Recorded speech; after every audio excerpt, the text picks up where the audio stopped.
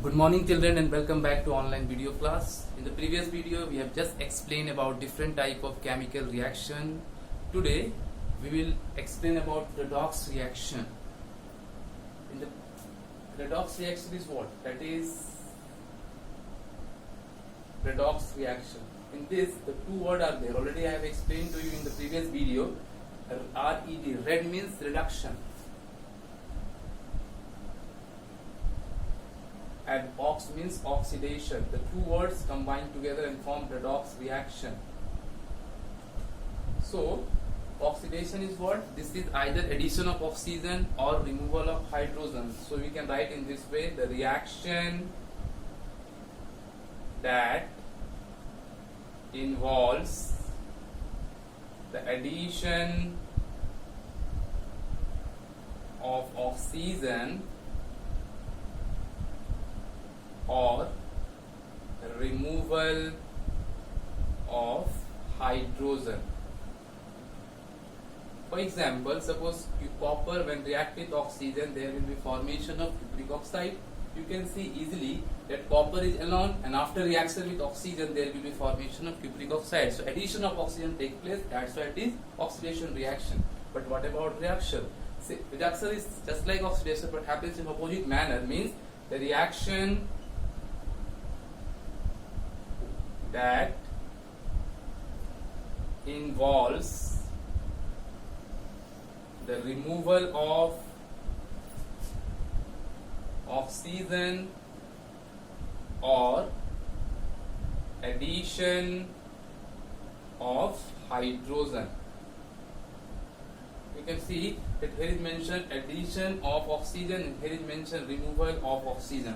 So either removal of oxygen or addition of hydrogen is your reduction reaction. So give me one example. Suppose cupric oxide, when you allow it to react with hydrogen gas, there will be formation of copper plus H2O.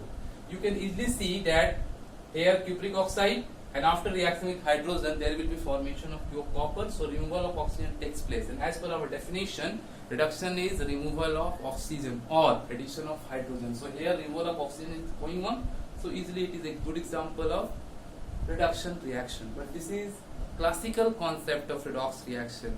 Today I will just try to explain the modern concept, the electronic concept of redox reaction. And this electronic concept is totally based on electrons, loss or gain. So please try to understand, children. So electronic or modern concept of redox reaction. Actually a very simple word is there, and that word will explain about redox reaction, that is oil rig. O for oxidation is L for loss of electrons, R for reduction is gain of electrons. So here are two words, one is oil and another one that is rig. Oxidation is loss. It means that anywhere if there is loss of electron, it means oxidation is going on, and anywhere if there is gain of electron, then reduction is going on. So this word oil rig will explain the electronic view of redox reaction, modern view of redox reaction. We'll just try to understand this by taking one example. Try to understand. Suppose magnesium when react with oxygen, there will be formation of, let me explain from, suppose I am writing here, try to understand. Suppose magnesium when react with oxygen, there will be formation of magnesium oxide. Now magnesium is reacting with oxygen and formation of magnesium oxide. My question is here that which one undergo oxidation, which one undergo reduction. So you can see magnesium is a metal, and metal always tendency to release electron. So what is the electronic configuration of magnesium? Atomic number 12, electronic configuration is 2A2.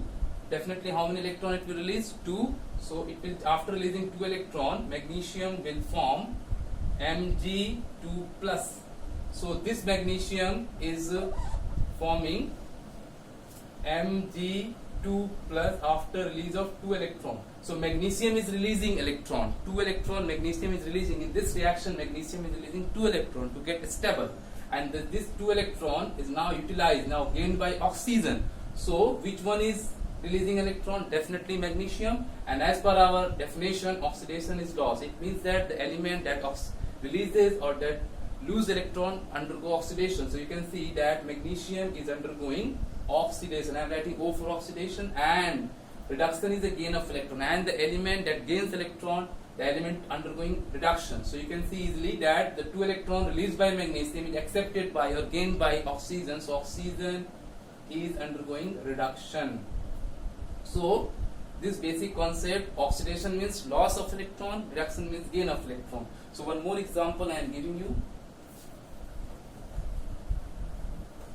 Suppose sodium plus oxygen, after reacting with it form sodium oxide. Just you check that sodium definitely is a metal, and metal undergoing release of electron. So sodium will release 1 electron and it will form Na plus, and this 1 electron released by sodium will take by this oxygen, will gain by this oxygen. So sodium is releasing electron. So as per our definition, oxidation is loss of electron. It means that sodium is undergoing oxidation. So can we write in this way? Oxidation. Sodium undergoing oxidation. And which one is gaining electron? Definitely our oxygen. So oxygen is undergoing reduction. Clear? Here one thing let me clear to you. The element which undergoing oxidation will be our reducing agent, and the element which undergoing reduction will be our oxidizing agent. So here we can write, suppose oxygen is undergoing reduction, so it will be our oxidizing agent. And here you can see that sodium is undergoing oxidation, so it will be reducing agent. Clear? So this is the totally purely based on electronic concept, and when we'll go through this type of reaction, you will understand that each reaction is a redox reaction, because without loss or gain of electron there will be no any reaction will take place. So when the elements combine with each other, definitely one will lose, another will gain, and then after combination will take place and formation of new product will take place. So each reaction is a redox reaction. After that, our main focus will be on the application of oxidation reaction in our daily life. So let's try to understand. So basically oxidation is very applicable, and in our daily life we have to understand the two basic application of oxidation reaction. One is oxidation reaction, the first that we have to say, that is corrosion.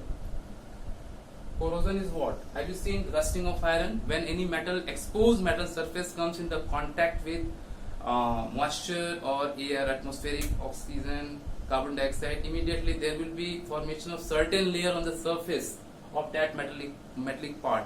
The formation of any that metallic surface layer on the metal part, that is called corrosion. So corrosion may be defined as this is the oxidation of metal into metallic oxide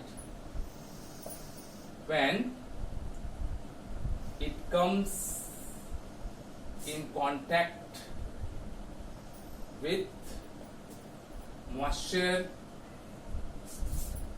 or atmospheric air, that is oxygen, carbon dioxide, dust particles, etc. So corrosion takes place. Actually, one of the good example of corrosion is rusting of iron. Not only rusting of iron, so many metals are showing corrosion. Copper is also showing corrosion. Have you seen the greenish layer on copper surface? When you are using that copper utensil for several months, then you will see that a formation of green layer takes place. That is corrosion in copper. So we have the first so many examples. So many metals are undergoing corrosion. Suppose in iron is showing corrosion.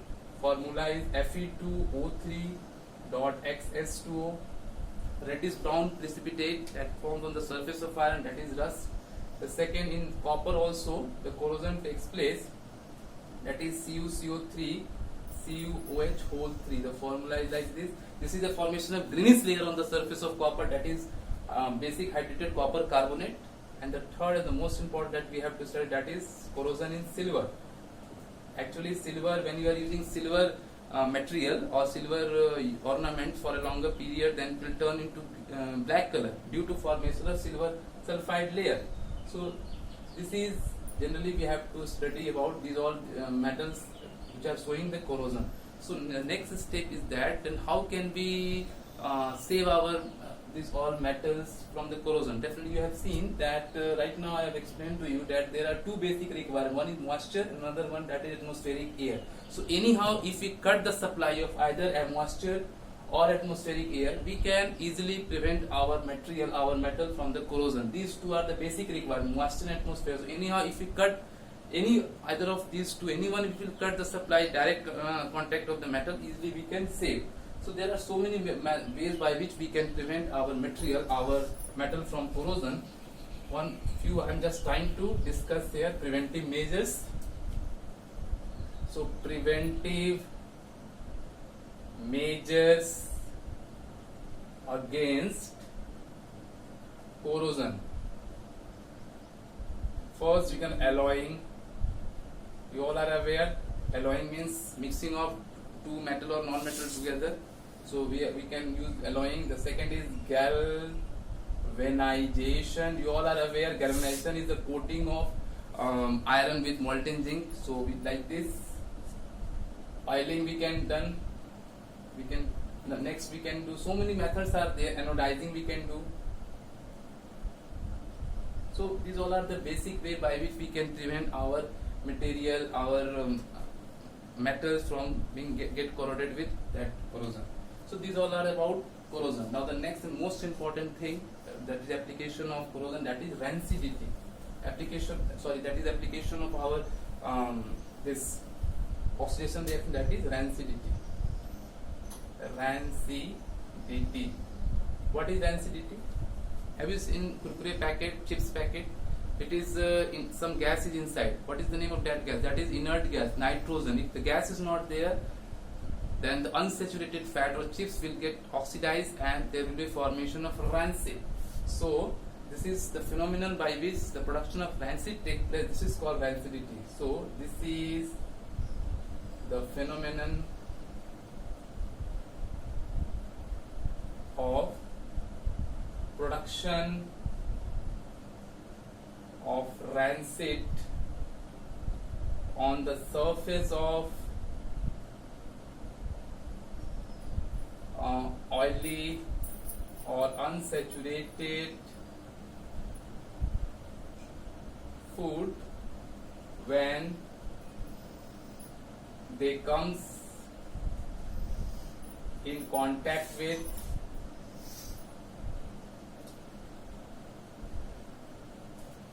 atmospheric air. So it means that when such type of food comes in the contact with oxygen, air, oxidation takes place, and due to oxidation the formation of bad smell, that is rancid, takes place on the surface, and when we'll eat such type of food it will not give the good smell and maybe problem may create in the future. So we try to eat such type of food which is free from rancid. That is the reason nitrogen gas is generally filled in such type of packets. Not only that, if those material which are food material which are those companies which are exporting such type of food material are also filling the packet with some antioxidant. Antioxidant means that prevent the oxidation process, and so many antioxidants are there. Antioxidant that prevents rancidity. BHA are very common, and BHT. BHA means what? Butylated hydroxyanisole. BHT means what? Butylated hydroxytoluene. So these things are very important. Children, you just try to learn rancidity, antioxidants, and you have to revise the topics. And if you have any doubt, you can ask. Today we have finished this chapter. If you have any doubt, you can directly call and try to revise, try to learn. Thank you to all of you.